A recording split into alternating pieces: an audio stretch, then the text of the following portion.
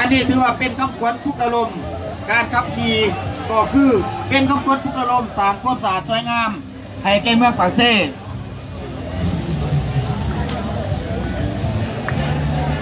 ติดพันกับการปฏิบัติคำขวัญ3 ส.ของเมืองปากเซ่ส.ที่ 1เป็นศูนย์กลางทางด้านเศรษฐกิจส.ที่ 2สร้างให้เป็นเมืองสีเขียวสะอาดสงบน่าอยู่น่าเที่ยวชมประชาชนมีคุณภาพชีวิตที่ดีส.ที่ 3สีวิไลเมืองมีโครงสร้างสมบูรณ์สังคมมีส่วนรวม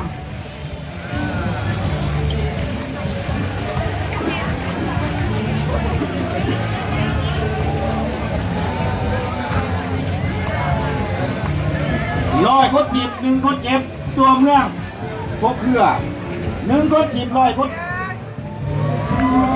เก็บตัวเมืองสะอาดสวยงามตามมาด้วยกระบวนรถแห่ของรัฐวิสาหกิจไฟฟ้าลาวสาขาแขวงจำปาสักกายอยู่ตลอดเพื่อกันยังมีต้นกระพือแล้วก็มีการลุงเมืองที่เป็นเอกลักษณ์ของเมืองเรือสีส้มไฟฟ้าลาววิทยาผู้ปากเซ่จานพรภูวโนคนไก่เป็นคณะนำให้ติดตามก่อนกระบวนของคนอย่างจดจ่อวิทยาผู้ปากเซ่นี้แต่เป็นก้อนกระบวนหนึ่งที่ไหนประกอบส่วนให้ใจงานสำหรับท่านต่างๆเพื่อปากเซ่บริการซึ่งเป็นกระพอดด้วยเสียงนำสิบนอนวิทยาผู้ปากเซ่ศูนย์การศึกษาครู9ทุกวันเป็นเลิศทำใส่สังคมเชิญนุ่งสากลอันนี้เป็นที่ใช้งานของวิทยาผู้ปากเซ่ตบมือดังๆให้วิทยาผู้ปากเซ่นะ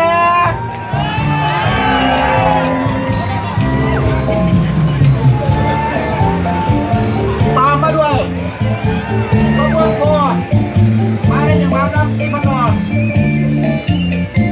นอกจากนั้นในวิทยาผู้ปากเซ่นี้จะมีอาสาสมัครจังหวัดจากต่างประเทศคนกระเด็นเขาหัวพี่น้องกระเด็นเขาหัวโดยมีส่วนรวมในกิจกรรมในครั้งนี้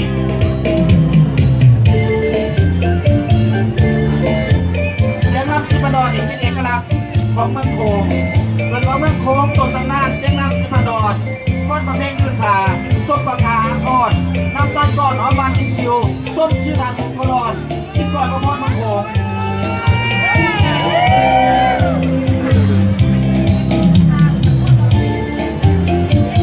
อย่างเสื้อต้นงามจานพรภูวโนเป็นมาขันมาซ่อมก็รุ่นแน่นี่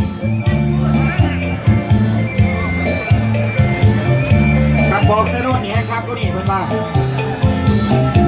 จำนวนคนนี่ก็คือว่าเต็ม200นี่แหละจานพรภูวโนเนาะบ่มีไผขาดบ่มีผลเป็นมา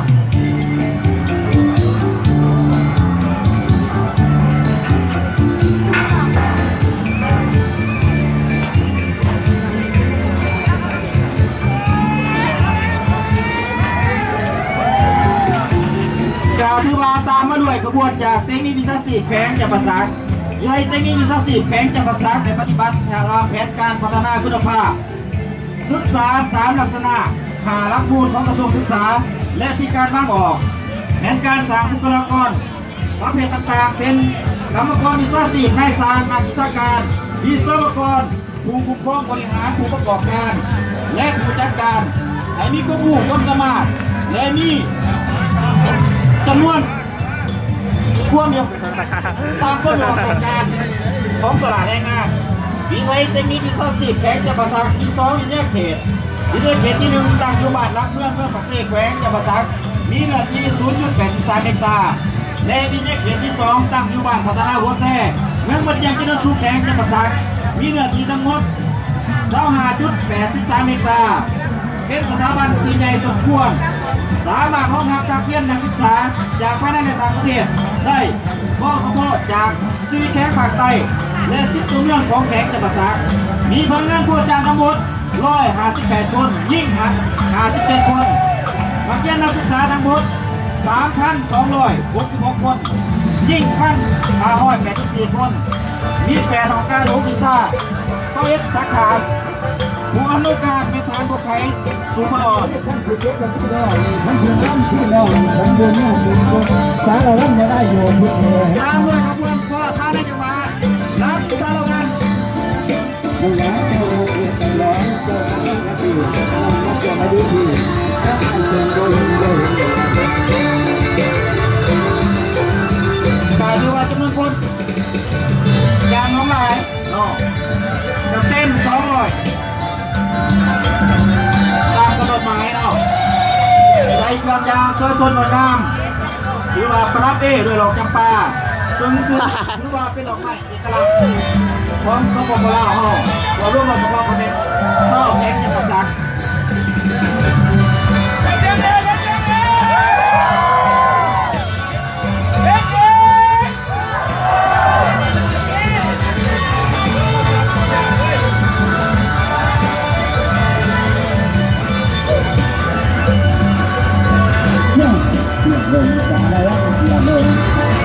ก่อนขบวนแห่นำสังการในครั้งนี้ตามแผนก่อนคือว่ามีอยู่ครบก่อนขบวน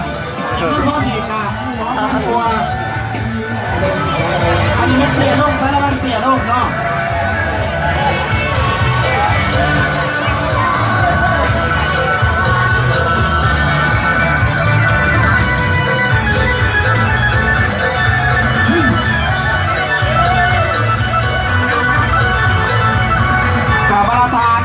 การนำแกงยาปัสสักการนำจากเพื่อปักเซ่การนำสุภาพส่วนบรรดาทานผลแท้แก่ที่มีเกียรติจะแมนใดหดทรงงอกก้อนกระบวนที่ว่าผ่านไป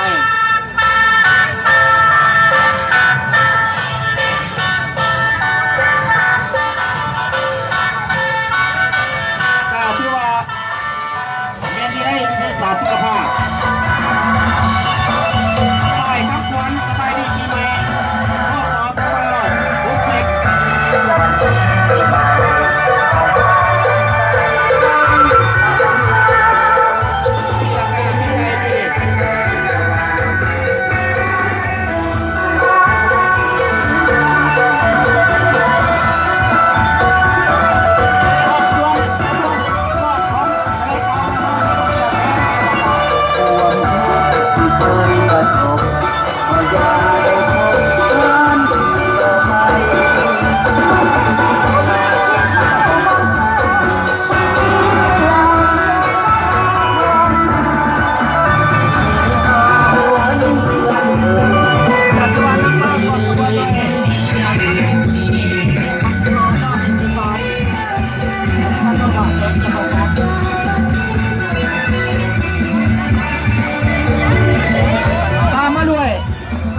จากโรงเรียนบส.พลไส้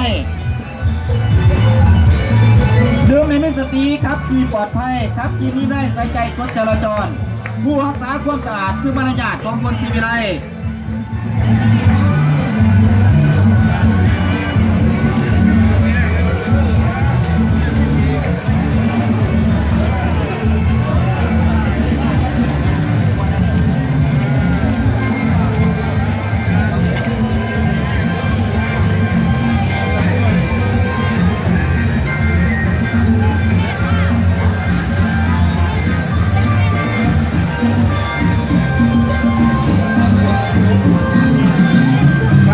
ตามด้วยขบวนฟ้อนของน้องนักเรียนนักศึกษาจากมส.พลไส้นอกอย่างสวยสดงามนอกจากนั้นก็ถือว่ามีการถือระบบน้ำหอมเพื่อนำไปรถทรงพระพุทธรูป